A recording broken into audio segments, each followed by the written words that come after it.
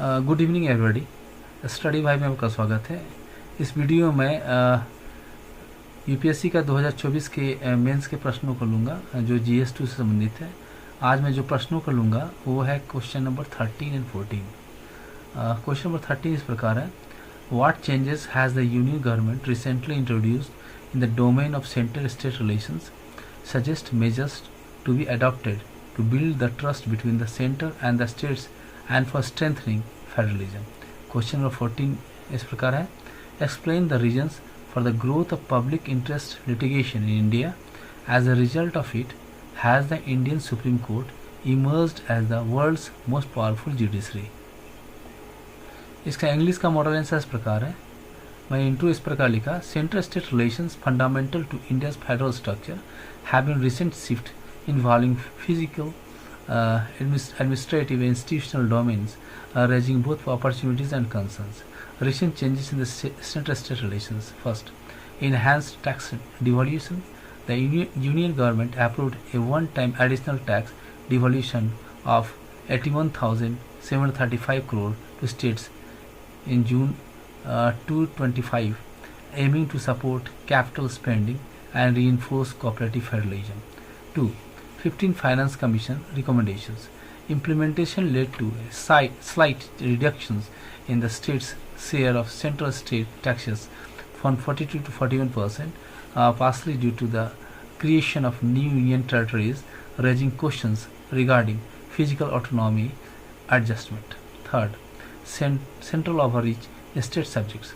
Policies such as the farm law initially encroached upon the state's legislative domain in agriculture, a state subject, provoking widespread protest and concerns about the centre's unilateralism. 4. Institutional coordination reforms. Steps have been taken to revitalize cooperative mechanism, Niti Aayog, Interstate Council, Zonal Council, bringing more structured dialogue and policy alignment. Though debate continues over real estate involvement. Measures to build trust and strengthen federalism. Revive and empower institutional mechanism. Regularize meeting of the Interstate Council. Enhance Niti Aayog's consultative role and strengthen zonal councils for regional problem solving. Ensure physical stability and autonomy. Guarantees timely GST compensations review, revenue sharing transparently with states and expand borrowing capacities under fair terms. Respect administrative autonomy. Amend all India services rules only through dialogue with the state. Ensure centrally sponsored schemes (CSS) offer flexibility for local adaptations. Reform governor's role. Institute transparent norms for appointments and functions, including potentially fixed tenures and renewal mechanism to preserve impartiality. Decentralized decision making. Empower states in areas like education. Encourage federal input. Reinforce grassroots institutions like panchayat and urban bodies. The conclusion. To fortify India's federal ethos, trust must be anchored in institutional dialogue, physical fairness, respect for administrative boundaries, and shared policy of ownership. A genuinely cooperative federalism prescribes equal partnership in nation building. इसका हिंदी का model answer इस प्रकार है। परिचय इस प्रकार लिखा गया, भारत की संघीय संरचना में केंद्र राज्य संबंध अत्यंत महत्वपूर्ण है। हाल के वर्षों में इन संबंधों में वित्तीय, प्रशासनिक और संस्थागत स्तर पर कुछ परिवर्तन हुए हैं, जिनसे अवसर और चुनौतियां दोनों सामने आई हैं। केंद्र राज्य संबंधों में हाल के परिवर्तन। पहला, कर हस्तांतरण में वृद्धि।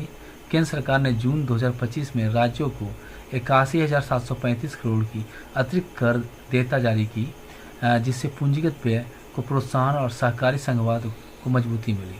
दूसरा, 15वें वित्त आयोग की सिफारिशें। राज्यों की केंद्रीय करों में हिस्सेदारी 42% से घटाकर 41% की गई, जो नए केंद्र शासित प्रदेशों के गठन का परिणाम है। इससे राज्यों की वित्तीय स्वायत्तता पर प्रभाव पड़ा है। तीसरा, राज्य विषय में अतिक्रमण। कृषि जैसे राज्य विषय के विषयों पर केंद्र द्वारा लाए गए कृषि कानून ने विवाद खड़ा किया है, जिससे राज्यों की विधायी स्वतंत्रता पर प्रश्न उठे हैं। चौथा, संस्थागत समन्वय नीति। नीति आयोग अंतर्राज्यीय परिषद तथा क्षेत्रीय परिषद की बैठकों को सुदृढ़ करने की दिशा में प्रयास हुए, यद्यपि राज्यों की वास्तविक भागीदारी को लेकर अभी भी बहस जारी है। विश्वास निर्माण और संघवाद को सशक्त बनाने के हेतु उपाय। संस्थागत तंत्र को पुनर्जीवित करें, अंतर्राज्यीय परिषद व क्षेत्रीय परिषद की नियमित बैठकें सुनिश्चित हो तथा नीति आयोग को परामर्श मंच के रूप में सशक्त किया जाए। वित्तीय स्थिरता और स्वायत्तता। जीएसटी क्षतिपूर्ति समय पर दी जाए, राजस्व बंटवारे की प्रक्रिया पारदर्शी बने तथा राज्यों को उधारी की पर्याप्त छूट मिले। प्रशासनिक स्वायत्तता का सम्मान। अखिल भारतीय सेवाओं के नियम राज्यों की सहमति से ही संशोधित हो तथा केंद्र प्रायोजित योजनाओं में स्थानीय लचीलापन सुनिश्चित हो। राज्यपाल की भूमिका में सुधार। नियुक्ति व कार्यप्रणाली को पारदर्शी बनाया जाए और पक्षपात से बचने हेतु निश्चित कार्यकाल व हटाने की व्यवस्था हो। निर्णय निर्माण का विकेंद्रीकरण। शिक्षा जैसे राष्ट्रीय शिक्षा नीति सहित अन्य विषयों में राज्यों को अधिक अधिकार दिया जाए और स्थानीय निकायों को मजबूत किया जाए। इसका निष्कर्ष इस पहले कहा गया, भारत के संघीय ढांचे को सुदृढ़ बनाने के लिए विश्वास का आधार संस्थागत संवाद, वित्तीय न्याय, प्रशासनिक सम्मान और साझा नीति निर्माण होना चाहिए।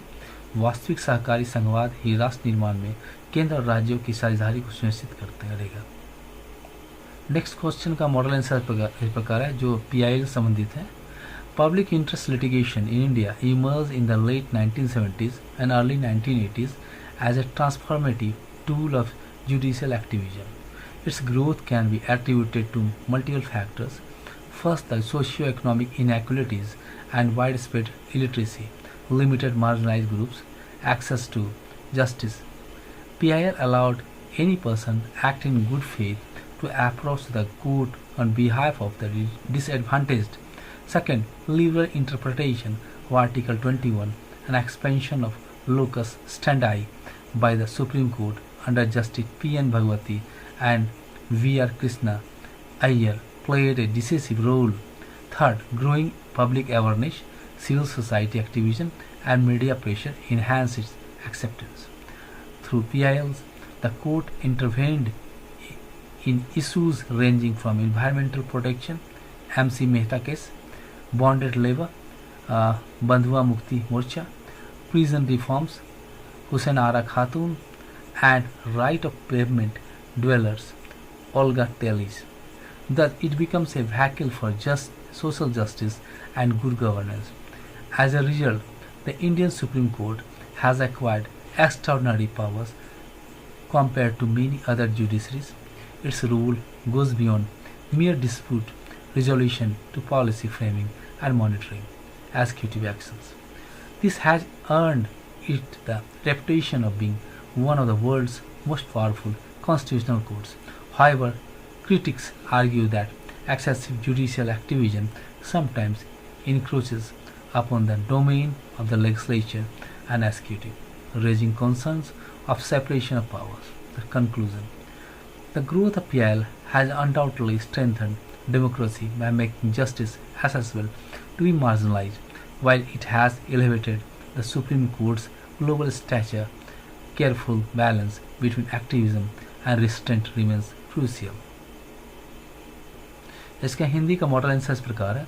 भारत में जनहित याचिका पीआईएल का उदय 1970 के दशक के अंत और 1980 के दशक की शुरुआत में हुआ, जिससे न्यायिक सक्रियता का एक नया रूप दिया गया। इसके बढ़ने के प्रमुख कारण निम्नलिखित हैं। प्रथम, सामाजिक आर्थिक असमानताओं और व्यापक अशिक्षा के कारण समाज के वंचित वर्ग न्याय तक पहुंचने में असमर्थ थे। पीआईएल ने कोई व्यक्ति पीड़ित के हित में न्यायालय का दरवाजा खटखटा सकता है या सुविधा दी। द्वितीय, सर्वोच्च न्यायालय ने अनुच्छेद 21 की व्यापक व्याख्या की और लोकस स्टैंडाई को उदार बनाया। न्यायमूर्ति पीएन भगवती और वीआर कृष्ण अय्यर की सक्रिय भूमिका निर्णायक रही। तृतीय, नागरिक समाज, मीडिया और जन जागरूकता ने भी पीआईएल को मजबूती दी। पीआईएल के माध्यम से न्यायालय ने पर्यावरण संरक्षण, एमसी मेहता मामले, बंधुआ मजदूरी, बंधुआ मुक्ति मोर्चा, जल सुधार, हुसैन आरा खातून और फुटपाथ निवासियों के अधिकार, ओल्गा टेलिस जैसे महत्वपूर्ण मुद्दों में हस्तक्षेप किया। इस प्रकार यह सामाजिक न्याय और सुशासन का साधन बना। इसके परिणाम स्वरूप सर्वोच्च न्यायालय केवल विवाद निपटाने तक सीमित नहीं रहा, बल्कि नीति निर्माण और कार्यपालिका की निगरानी तक सक्रिय हुआ।